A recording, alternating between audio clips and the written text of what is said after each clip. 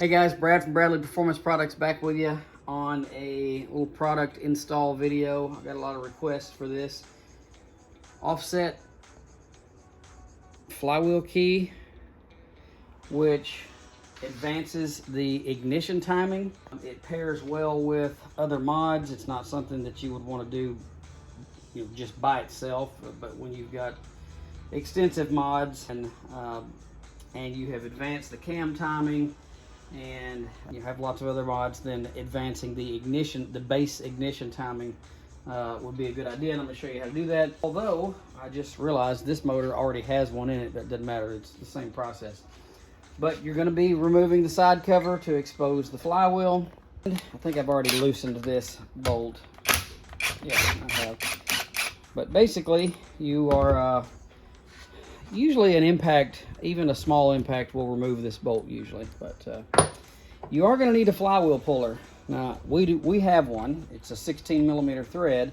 However, if you do not have one trick of the trade is that this is the same thread as your rear axle bolt. So you can pull your rear axle and use it as a flywheel puller. However, it doesn't have, I don't think it has enough thread on it to do this without dropping a spacer in there. And so I have dropped a little socket in there before and used the axle on top of it.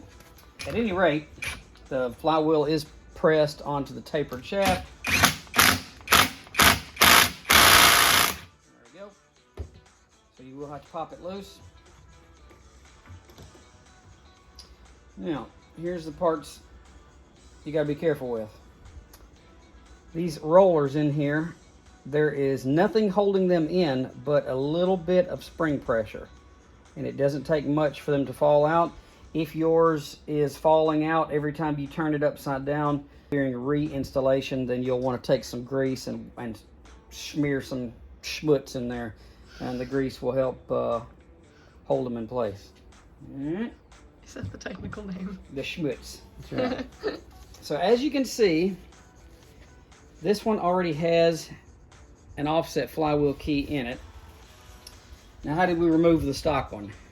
Generally with a little chisel and a little hammer and a little pecking. You're just going to push the stock Woodruff key out, and you're going to install the new one just like it is here. We do have, if you look closely, man, it's hard to see, and you're probably not going to see it on camera, but we actually left a little drill point on the face of this just to let you know that for an indicator that that is forward. So it goes in like this, like you see that this one is installed. The machined area where the material is removed is going on the right.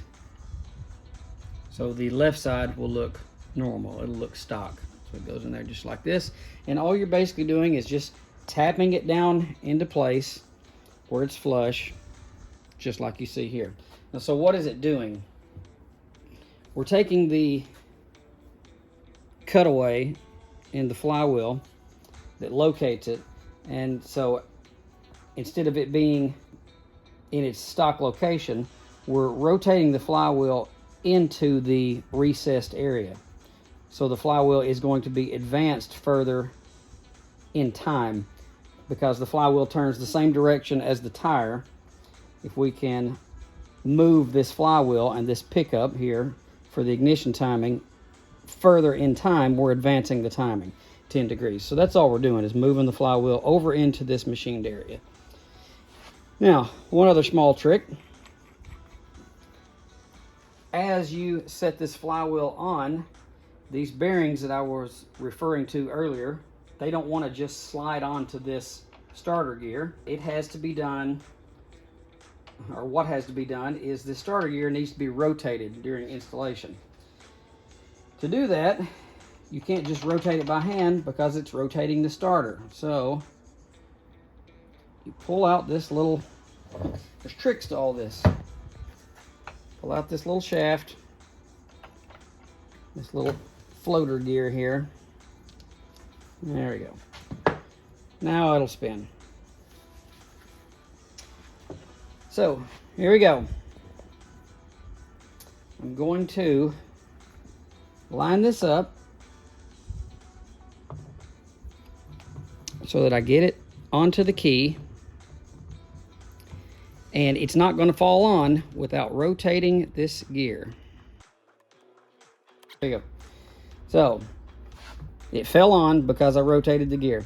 Now you see I'm actually moving the flywheel and the crank is not moving. So the engine's not turning over. I'm moving the flywheel in and out of the new machined area of that keyway. So I'm going to move it as far forward as it'll go, and that's where I want it to seat. So just to show you that again, you can see that the crank is not moving.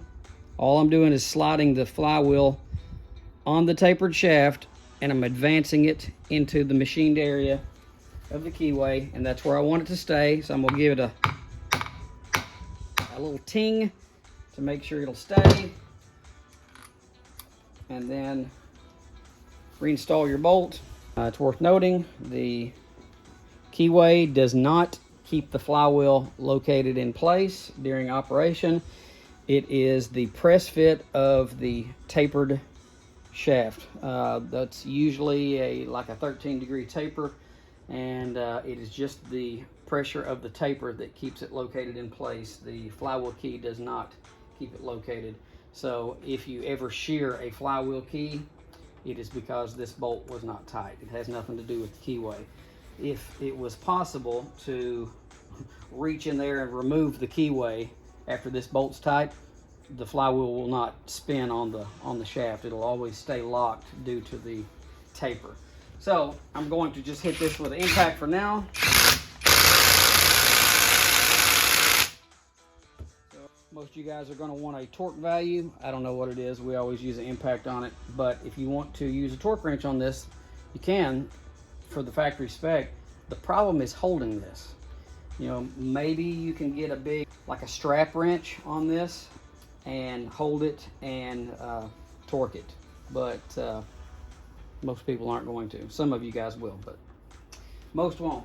Anyway, now you can set this little gear back in after the fact, like that.